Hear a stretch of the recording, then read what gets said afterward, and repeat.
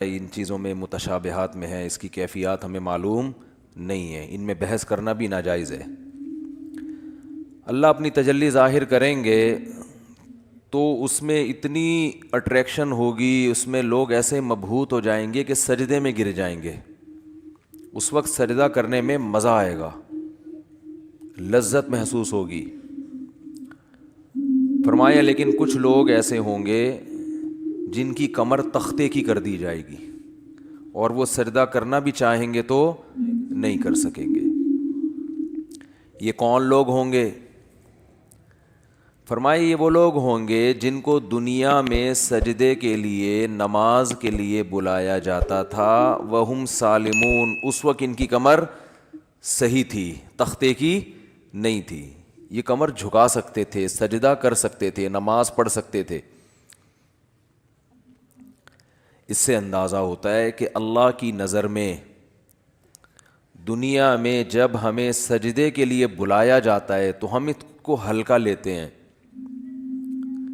لیکن اللہ کی نظر میں اس کی بہت بڑی قیمت ہے، بہت ویلیو ہے اللہ کی نظر میں اس کی۔ اس لیے خوب اچھی طرح سمجھ لیں کہ نماز کو ہلکا نہیں سمجھنا چاہیے۔ آج ہمیں بے نمازیوں کے بارے میں افسوس نہیں ہوتا، وہ تو پڑھتے ہی نہیں ہیں۔ نمازیوں کے بارے میں افسوس ہوتا ہے کہ جو نمازی بھی ہیں نا، تو وہ بھی اپنی نماز کی ایسے حفاظت نہیں کرتے جیسے اللہ نے حکم دیا ہے۔ انہوں نے بھی ایک سائیڈ میں ایک چیز رکھا ہوا ہے کہ جب سارے کاموں سے فارغ ہو گئے تو چلو کیا پڑھ لیتے ہیں، نماز پڑھ لیتے ہیں۔ یہ جو قرآن میں اللہ نے فرمایا یوم وہم کیا ہے، یوم یکشف عن ساق ویدعون الی السجود فلا یستطیعون خاشعۃ ابصارهم ترہقہم، نہیں، یہ آیت میں یوم یکشف عن ساق ویدعون الی السجود فلا یستطیعون، آگے کیا ہے، خاشعۃ ابصارهم ترہقہم ذلہ وقد كانوا يدعون الى السجود وهم سالمون۔ فرمایا دنیا میں انہیں سجدے کے لیے بلایا جاتا تھا، تو یہ کب بلایا جاتا ہے؟ اذان۔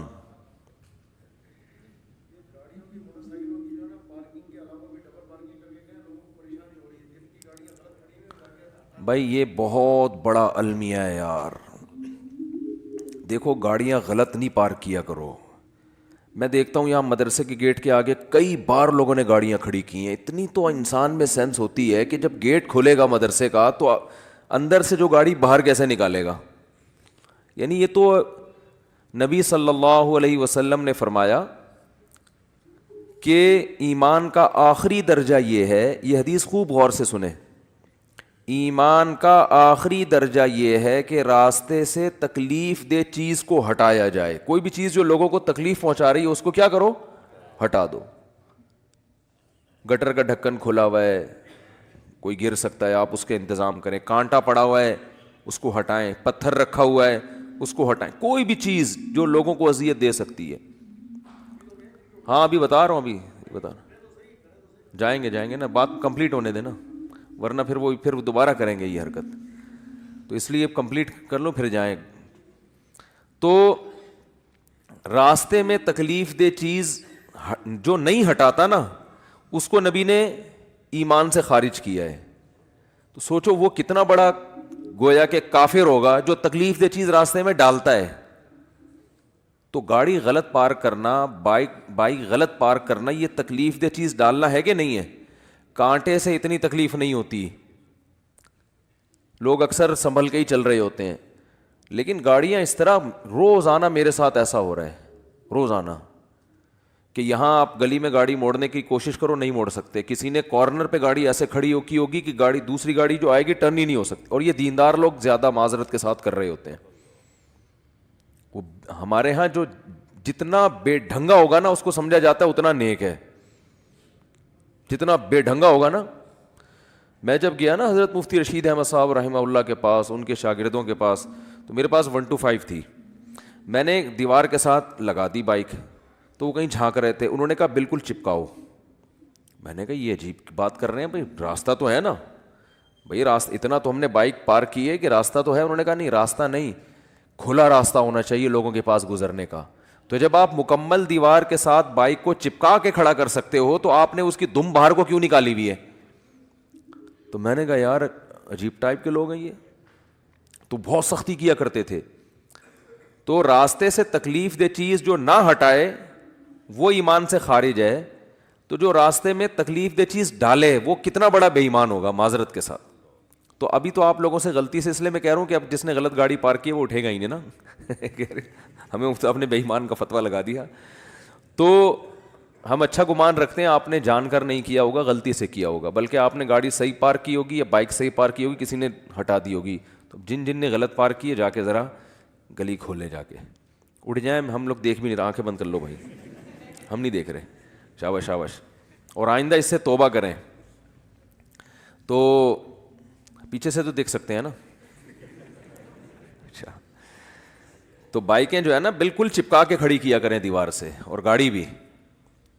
اور گاڑی تو سامنے روڈ پہ کھڑی کرتے ہیں, ابھی کیمرے لگے ہوئے ہیں الحمدللہ چاروں طرف, ہم نے ٹھیک ٹھاک سیکیورٹی کا انتظام کیا ہوا ہے. جو اسباب کی دنیا میں کیا چل رہی تھی, بات چل رہی تھی نماز. ہو سکتا ہے میرے بھی آواز بھی اسلحہ لگایا وہ میں نے, تو ہم بھی اتنے نیک نہیں ہیں جتنا آپ سمجھتے ہو ہم کو. سمجھ رہے ہو نا, نیک سے مراد جو بالکل ہی بیوقوف لوگ سمجھتے ہیں نا. تو باقی یہ کہ اسباب کی دنیا میں انسان احتیاط کرتا ہے. باقی وہ بہاری لوگ کہتے ہیں کہ جب انسان کی موت آتی ہے تو اونٹ پہ بیٹھے ہوئے آدمی کو بھی کتا کاٹ لیتا ہے. تو وہ اللہ نے جب تک زندگی دینی ہے دے گا, جب اٹھانا ہوگا تو ویسے ہی اٹھا لے گا اللہ تعالیٰ. پھر تو سب کچھ ہو سکتا ہے نا. تو ایک ظاہری لحاظ سے جو کچھ ہو سکتا ہے وہ کرتا ہے انسان, باقی اللہ چاہے گا تو وہ سب کچھ ہو سکتا ہے. ایک چھوٹا سا مچھر انسان کو مار سکتا ہے, تو ایک چھوٹی سی گولی مار سکتی ہے انسان کو, کچھ بھی ہو سکتا ہے. خیر, تو بات یہ چل رہی تھی کہ اللہ نے فرمایا جب ان کو دنیا میں سجدے کے لیے بلایا جاتا تھا تو یہ نہیں آتے تھے. تو جو اللہ جب بلاتے ہیں اس بلانے کو کیا کہا جاتا ہے؟ اذان. اذان بڑی زبردست چیز ہے. مجھے تو حقیقت بتاؤں, جو میرے جیسا نالائق جو نماز کی ٹوٹی پھوٹی اہمیت اللہ نے ہمارے دل میں پیدا کی نا, وہ اذان کی وجہ سے, کہ اللہ کو نماز سے اتنی محبت ہے, اتنی محبت ہے, اتنی محبت ہے کہ ہر دفعہ پوری تقریر مؤذن سے کہلوائی جاتی ہے. دیکھو جب بھی کسی چیز کی طرف آپ لوگوں کو بلاتے ہیں, اگر وہ کام بار بار ہو رہا ہے نا, ایک دفعہ ہوگا تو آپ اناؤنسمنٹ کرتے ہیں, بار بار ہو رہا ہے تو ایک دفعہ کی اناؤنسمنٹ کافی ہوتی ہے. ایک دفعہ کی, جیسے آپ کی جب جاب لگتی ہے تو آپ کا باس آپ کو ایک دفعہ بتا دیتا ہے کہ بھئی 8 بجے سے ٹائم شروع ہوگا اور شام 4 یا 5 یا 8 بجے تک آپ کی ایک دفعہ اناؤنسمنٹ کیا ہے, بولو نا, کافی ہے, بس بتا دیا بھائی, سگنیچر لے لیے کہ بھئی یہ ٹائمنگ ہے آپ. یہ 9 بجے عام طور پہ دفتروں میں 9 بجے کا ٹائم ہوتا ہے, اور گورنمنٹ کے جو دفتر ہیں 3:30 پونے 4 بجے کا ٹائم ہوتا ہے اس میں شام کو. چھٹی کا ٹائم 4 بجے, پونے 4 بجے حاضری ہوگی اور 4 بجے چھٹی. بعض دفعہ تو آنے کا ٹائم 4 بجے ہوتا ہے, جانے کا صبح 9 بجے ہوتا ہے واپس, یعنی الٹا بھی چل رہا ہوتا ہے. جو پریکٹیکلی ہو رہا ہے نا کہ اس ٹائم پر آئے کہ جب جانے کا ٹائم گزر چکا تھا. ٹھیک ہے نا, 4 بجے جانے کا ٹائم تھا, 5 بجے پہنچ رہے ہیں. تو گورنمنٹ میں اللہ کا شکر ہے بہت ساری ہمارے ہاں سہولتیں ہیں الحمدللہ. تو ابھی بات سے بات نکلتی ہے, چھوڑو اس کو یار, بات تو سجدے کی چل رہی تھی نا. تو اللہ تعالیٰ نے, ہاں میں یہ عرض کر رہا تھا کہ آپ کو ایک دفعہ بتا دیا جاتا ہے بھائی یہ ٹائم ہے, اس پہ آ جانا. اب یہ تو نہیں ہوتا کہ جب 8 بجیں گے یا 9 بجے کا ٹائم آفس میں دیا ہے تو باس آپ کو فون کر کے بتا رہا ہوں آ جاؤ ٹائم ہو گیا ہے. کبھی ہوتا ہے ایسے؟ نہیں ہوتا نا. کیوں نہیں ہوتا؟ ان کو پتہ ہے خود آئے گا, اس لیے کہ کیا ملتا ہے سال کے آخر میں, روکھڑا ملتا ہے. روکھڑا ملے گا تو سارے کام ہوں گے, عزت بھی ملے گی, ترقی ہوگی آپ کی. دیکھا جاتا ہے نا پرائیویٹ اداروں میں, تو دیکھا جاتا ہے, گورنمنٹ میں دیکھا جانا چاہیے کہ یہ اس کی حاضریاں کتنی ہیں اور کتنا کس نے کام کیا ہے. لہذا ان کو موٹیویٹ کرنے کے لیے آپ کو بار بار اناؤنسمنٹ کی ضرورت نہیں ہے, بار بار اناؤنسمنٹ کی ضرورت نہیں. ایک دفعہ اعلان دوبارہ کریں گے تو آپ ان کو بیوقوف بولو گے, یار بس سر آپ نے بتا دیا نا 9 بجے کا ٹائم ہے, بس کیا ہے بار بار بھونپو لے کے گھر پہنچ جاتے ہو, ہیں لاؤڈ اسپیکر لے کے میرے دروازے پہ کھڑے ہو 9 بج گئے ہیں. یہ جو سحری جگانے والے آتے ہیں نا, مجھے ان سے اسی وجہ سے الرجی ہے. او بھائی ہمیں پتہ ہے یار سب کو, جس نے روزہ رکھنا ہے وہ اٹھ جائے گا. اب وہ پھر وہ جو گھومنا شروع کرتے ہیں محلے پڑوس میں, ایک گھر کا نمبر رات 2 بجے آ رہا ہے, دوسرے کا نمبر رات 4 بجے آ رہا ہے. سحری کا ٹائم 4 بجے شروع ہو رہا ہے تو 2 بجے ان کو کیوں اٹھا رہے ہو؟ یہ تو ایک بس عجیب سی ایک حساب کتاب ہے. تو خیر بار بار اناؤنسمنٹ نہیں کی جاتی, بار بار یاد دہانی نہیں کی جاتی. اور اللہ نے بھی باقی عبادتوں میں ایسے ہی کیا. رمضان کے مہینے کے بارے میں قرآن میں 2 آیتیں ہیں. ایک تو ہے فمن شہید منکم الشہر فلیصم. اللہ نے فرمایا ایمان والو تم پر روزے فرض کیے گئے جیسے کہ تم سے پہلی امتوں پہ فرض کیے گئے تھے. وہ فرض ہو گئے نا. دوسری آیت کیا, کب فرض ہوئے؟ شہر رمضان الذی انزل فیہ القرآن, رمضان کا مہینہ ہے. فمن شہید منکم الشہر فلیصم. جو پچھلی آیت میں اللہ نے فرمایا نا کہ روزے فرض ہوئے, تو اگلی میں بتا دیا کون سے مہینے میں؟ رمضان. جو رمضان کا مہینہ پائے اسے چاہیے کہ روزے رکھے. ایک دفعہ اناؤنسمنٹ ہوئی ہے بس, اس کے بعد دوبارہ قرآن میں اناؤنسمنٹ نہیں ہوئی. اور جب رمضان کا مہینہ آتا ہے تو پھر اسلام میں حکم بھی نہیں ہے کہ یاد دلاؤ. مؤذن کو حکم کے تمام حضرات سے گزارش ہے کہ رمضان کا مہینہ آ گیا ہے اور اللہ کی طرف سے اعلان ہے کہ اس مہینے میں سب روزے رکھو. کوئی اللہ کی طرف سے ایسی اناؤنسمنٹ ہوتی ہے؟ بھائی مسجد کے امام اپنی ذمہ داری پہ کسی کو یاد دلا دیں, روزہ رکھو, ترغیب دیں, وہ ان کا کام ہے. اللہ نے کوئی لگے بندے الفاظ نازل نہیں کیے, لہذا مسجد کا امام یاد نہ بھی دلائے تو بھی کوئی گناہ گار نہیں ہے. اللہ کہتے ہیں میں نے قرآن میں جب بیان کر دیا نا, بس صحیح ہے, سن لیا ان لوگوں نے, کافی ہے. حج کے بارے میں ایک آیت ہے قرآن میں جس میں فرضیت کا ذکر ہے. وَلِلَّهِ عَلَى النَّاسِ حِجُّ الْبَيْتِ مَنِ اسْتَطَاعَ إِلَيْهِ سَبِيلًا. لوگوں, اللہ کے لیے لوگوں پر لازم ہے کہ وہ بیت اللہ کا حج کریں جو وہاں جانے کی استطاعت رکھتے ہوں. وَمَنْ كَفَرَ, جو استطاعت کے باوجود نہیں جائے گا, فَإِنَّ اللَّهَ غَنِيٌّ عَنِ الْعَالَمِينَ, اللہ کو اس کی پرواہ نہیں ہے. ایک آیت جس سے فرضیت ہے, دوسری آیت نہیں ہے. یہ تو ہے کہ ابراہیم علیہ السلام نے یوں کہا تھا, حج کے لوگوں کو کہا تھا کہ حج کرو. اللہ کا جو اپنا آرڈر ہے نا, جو اللہ کے اپنے کلام میں آرڈر ہے, وہ ایک ہی ہے جہاں تک مجھے یاد پڑتا ہے. لیکن نماز, ایک تو قرآن میں جگہ جگہ بھر دی اللہ نے نماز کو, جہاں ایمان والوں کی صفات نماز پڑھتے ہیں. قرآن شروع کہاں سے ہو رہا ہے؟ الذین یقیمون الصلاۃ ومما رزقناہم ینفقون. ایمان والوں کا عقیدہ صحیح ہوتا ہے اور عمل میں کیا؟ نماز قائم کرتے ہیں. جہاں عمل کی بات آئے گی نا, نماز. جہاں جنتیوں کی صفات آئیں گی, نماز اور زکوٰۃ. زکوٰۃ بھی ہے ساتھ ساتھ, وہ کیوں ہے پھر کسی اور موقع پر بیان کروں گا انشاءاللہ. سب سے پہلے نماز پھر زکوٰۃ, سب سے پہلے نماز پھر اللہ کی راہ میں خرچ. یعنی زکوٰۃ یا اللہ کی راہ میں خرچ مختلف عنوانات سے, کہ نماز بھی پڑھتے ہیں اور خرچ بھی کرتے ہیں, دونوں کام چلتے رہتے ہیں ان کے. اس سے پتہ چلتا ہے کنجوس نمازی اللہ کو پسند نہیں ہے. یعنی نماز کے ساتھ سخاوت بھی ہے. تو لیکن نماز کو پہلے درجے پہ رکھا گیا ہے.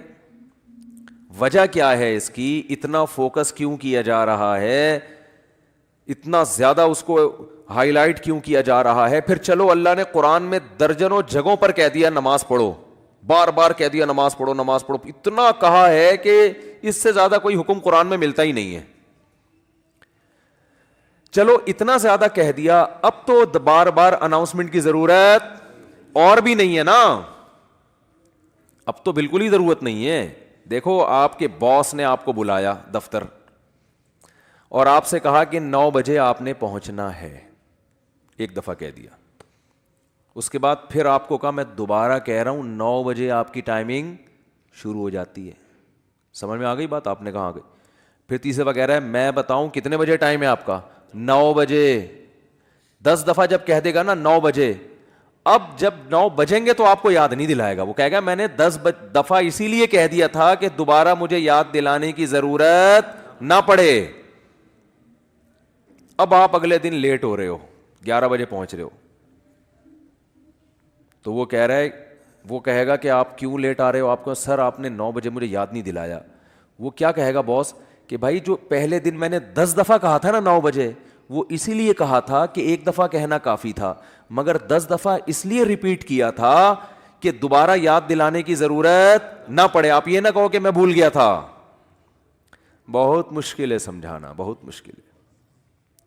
تو جب اللہ نے نماز کو سینکڑوں دفعہ ریپیٹ کیا قرآن میں, تو اب تو ہر وقت یاد دلانے کی بالکل بھی ضرورت نہیں تھی. کمال ہے بھائی, اللہ نے کیا فرمایا کہ اتنا یاد دلاؤ کہ پیدائش سے لے کے موت تک اذان ہی سنتا رہے یہ بیٹھ کے. پیدا ہوا تو کان میں اذان دلوائی اس کے, پیدا ہوا تو کان میں اذان, نماز کی طرف دعوت, حالانکہ سمجھتا نہیں ہے بچہ, ایک حرف بھی سمجھ میں نہیں آتا اس کے اذان. بچہ تو نہ سمجھ ہوتا, اس کو کیا پتا چلتا ہے میرے کان میں کیا ہو رہا ہے. لیکن جب بڑا ہوتا ہے نا تو اس کو یہ جب یاد دلایا جاتا ہے کہ تیرے کان میں بھی اذان دی گئی تھی, دوسروں کو دیکھتا ہے تو اس کو پتا چلتا ہے کہ اللہ نے ابھی سے یاد دلا دیا ہے, تو پیدا ہوا ہے تجھے بتایا کہ نماز نہیں چھوڑنی, تو نے نماز نہیں چھوڑنی ہے تو نے. پھر فجر کے وقت الگ بلایا جا رہا ہے, جب ظہر کا ٹائم آتا ہے الگ. اچھا, اللہ نے نماز کا بھی ذکر کیا اور ٹائمنگ بھی قرآن میں بتا دی.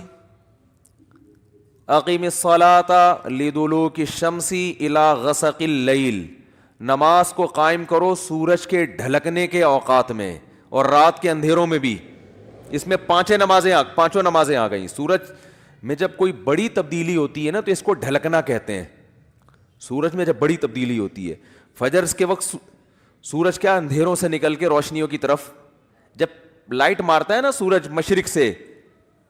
دیکھو کوئی گاڑی, آپ کسی گاڑی کا انتظار کر رہے ہو یار, وہ دولہے کی مثال دیتے ہیں, اس کو بات سمجھ میں آئے گی.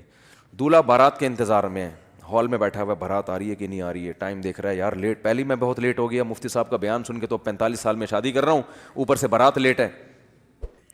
تو وہ فوراً دیکھتا رہے گا کہ بھئی ایک دم بسوں کی لائٹیں جو ہے نا گلی کے نکڑ پہ, بس نظر نہیں آتی, لائٹنگ پہلے ہوتی ہے نا, لائٹنگ سے اندازہ ہو جاتا ہے کہ اب بارات پہنچنے والی ہے. پھر پٹاخے وٹاخے بعد میں. تو سورج کیا ہے ایک دم غائب ہو جاتا ہے,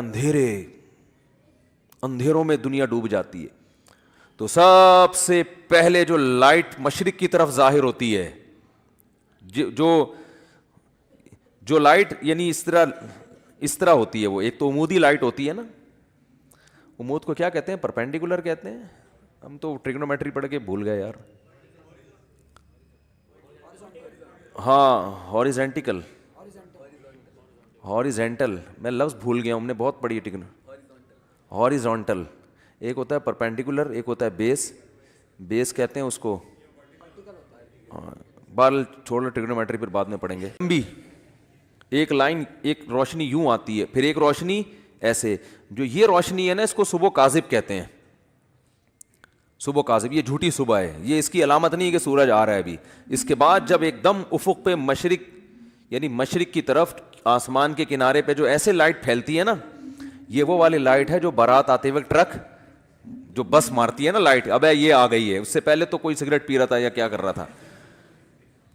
تو اس کو کہتے ہیں صبح صادق, سچی صبح. وہ پہلے والی صبح سے دھوکا ہوتا ہے کہ شاید سورج نکل رہا ہے, وہ اس لیے اس کو صبح کاذب کہا جاتا ہے. اور اس کے بعد آتی ہے صبح صادق.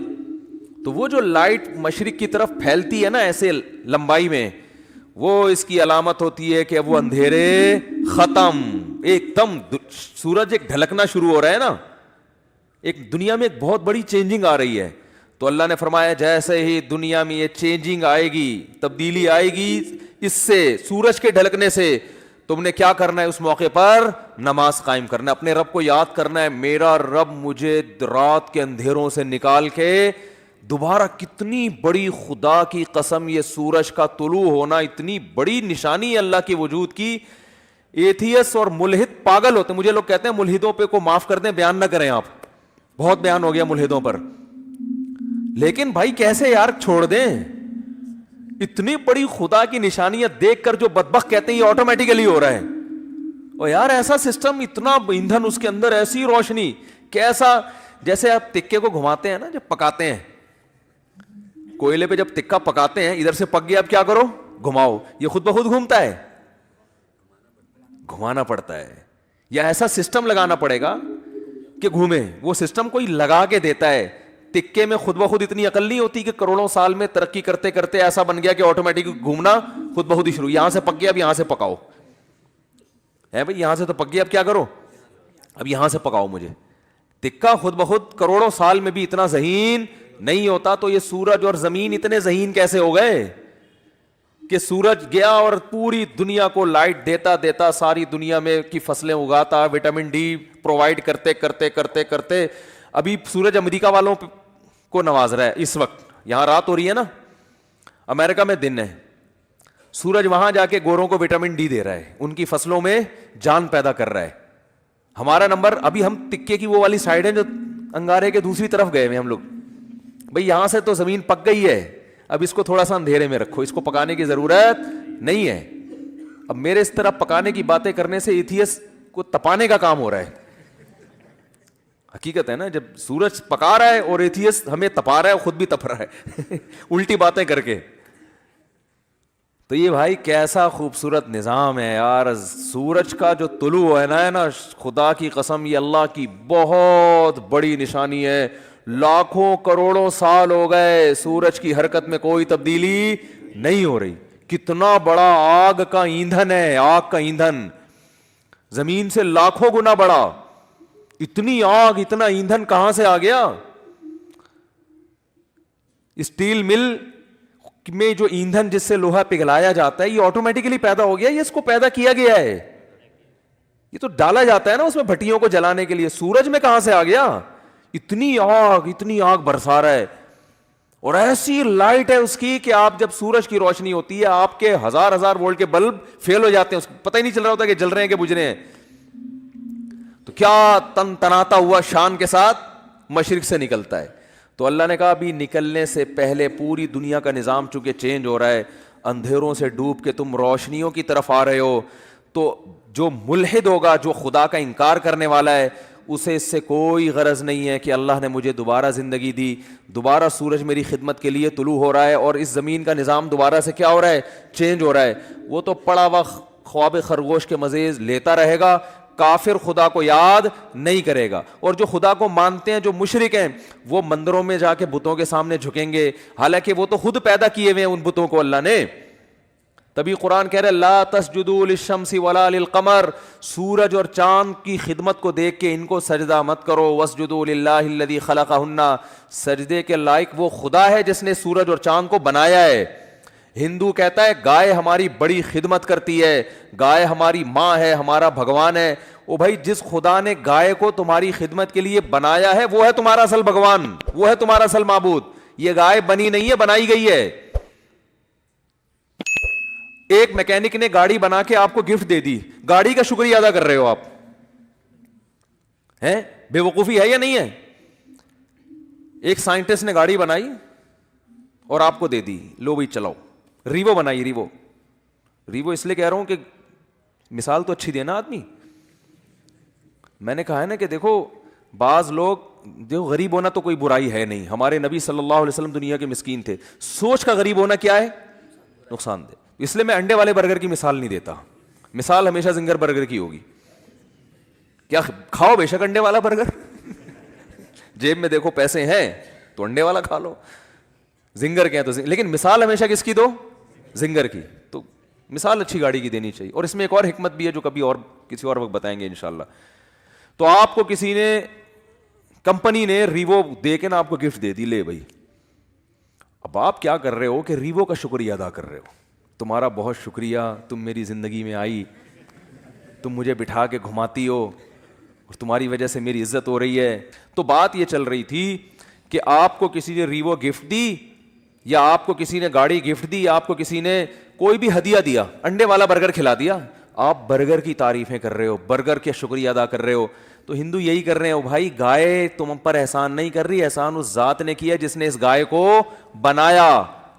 تو خدا کہہ رہا ہے کہ نہ ملحدوں کی طرح خدا کا انکار کرو کہ یہ خود بخود ہو رہا ہے، اور نہ مشرکین کی طرح اس اصل خدا کو چھوڑ کر بنی ہوئی چیزوں کو پوجنا شروع کر دو۔ اسلام کتنا بیلنس کرتا ہے، کیسی اعتدال والی بات کرتا ہے۔ لا تسجدوا للشمس ولا للقمر، سورج اور چاند کو سجدہ مت کرو ان کی خدمت کو دیکھ کے۔ واسجدوا للہ الذی خلقہن، اس ذات کو سجدہ کرو جس نے ان کو بنایا۔ یہاں بھی سجدے کا ذکر ہے، نماز میں ہوتا ہے سجدہ۔ تو اللہ نے کیا فرمایا؟ اقیم الصلاۃ لدلوک الشمس، سورج کے ڈھلکنے۔ یہ سورج سے نا زمین کا بڑا سسٹم ہے، سورج کو بڑا قرآن نے پروٹوکول دیا ہے۔ قرآن نے اپنی نشانیوں میں اگر میں یہ کہوں کہ جتنا سورج کو پروٹوکول دیا ہے شاید کسی اور نعمت کو نہیں دیا، تو شاید میری یہ دعویٰ غلط نہیں ہوگا۔ تبھی تو سورج سے نمازوں کے اوقات رکھے گئے ہیں۔ روزہ بھی سورج دیکھ کے ہوتا ہے، سورج غروب ہوگا تو روزہ افطار ہوگا، سورج طلوع ہونے سے پہلے روزہ بند ہوگا، نمازیں سورج کے اوقات پر۔ تو یہ کیا ہے؟ اس لیے کہ دلوک کہتے ہیں ڈھلکنا، تو اللہ نے ڈھلکنے کے اوقات اس لیے رکھے کہ اس وقت دنیا میں بڑی بڑی تبدیلیاں آ رہی ہوتی ہیں، بڑی بڑی تبدیلیاں۔ رات کے اندھیرے دور ہونا شروع ہو جاتے ہیں، بہت بڑی چینجنگ دنیا میں آتی ہے جس کا پوری دنیا پہ بھی اثر پڑتا ہے، آپ کی باڈی پہ بھی اثر پڑتا ہے، پوری دنیا کے نظام پہ اثر۔ وہ کیا ہے؟ سورج کی جو کرنیں ہیں، مشرق سے بھی سورج کے طلوع ہونے کا ٹائم ہوا ہے، آپ کو روشنی دیکھ کے اندازہ ہو جاتا ہے کہ اب صبح ہونے والی ہے اور اس زمین کے نظام میں تبدیلی آنے والی ہے۔ تو عقل مند لوگ کیا کرتے ہیں؟ اللہ نے فرمایا اس موقع پر تم نے کس کو یاد کرنا ہے؟ اللہ کو یاد کرنا ہے۔ کس طرح؟ جس طرح اللہ کہتا ہے میں بتاؤں گا اس طرح یاد کرنا ہے، کیونکہ اگر اللہ نہ بتاتا کس طرح یاد کرنا ہے پھر ہم عبادت کے وہ طریقے نکال لیتے جو غیر مسلموں نے نکالے ہوئے ہیں، عجیب عجیب سے۔ جب انسان کو پتہ نہیں ہوتا نا کیسے عبادت کرنی ہے تو لوگوں کی رائے پہ چھوڑ دیا جاتا۔ فرض کریں اسلام کہتا بھائی صبح صبح سورج کے طلوع ہونے سے پہلے، صبح صادق کے بعد تم نے عبادت کرنی ہے۔ کیسے کرنی ہے؟ ہر آدمی اخپل طریقے سے کرے۔ تو لوگوں کے الگ الگ کانسیپٹ ہوتے، کچھ ایسے عبادت کرتے، وہ کہتے ہیں ہم اللہ کے لیے میلے کچھ ایلے رہیں گے۔ یہ بھی ایک نظریہ ہے لوگوں میں۔ برما میں گیا، بدھسٹ نظر آئے، 6 مہینے سے کہا جاتا ہے کہ نہائے نہیں ہیں یہ، ان کا خیال ہے کہ اس طرح بھگوان کیا ہوتا ہے؟ خوش ہوتا ہے، نہائے نہیں۔ کچھ ایسا کرتے کہ ننگ دھڑنگ رہنے کو عبادت سمجھتے۔ یہ بھی آپ کو بعض مذاہب میں ملے گا، وہ کہتے ہیں ہم تو برہنہ پیدا ہوئے تھے بھائی، یہ لباس تو نیچر کے خلاف ہے۔ وہ بھی کچھ دن پہلے میں نے فیس بک پہ ایک انٹرویو دیکھا، شکر ہے وہ آگے میز لگائی ہوئی تھی، انہوں نے انٹرویو کے دوران انہوں نے یہ عقل بندی کی، وہ ایک برہنہ بیٹھا ہوا ہے بالکل ہی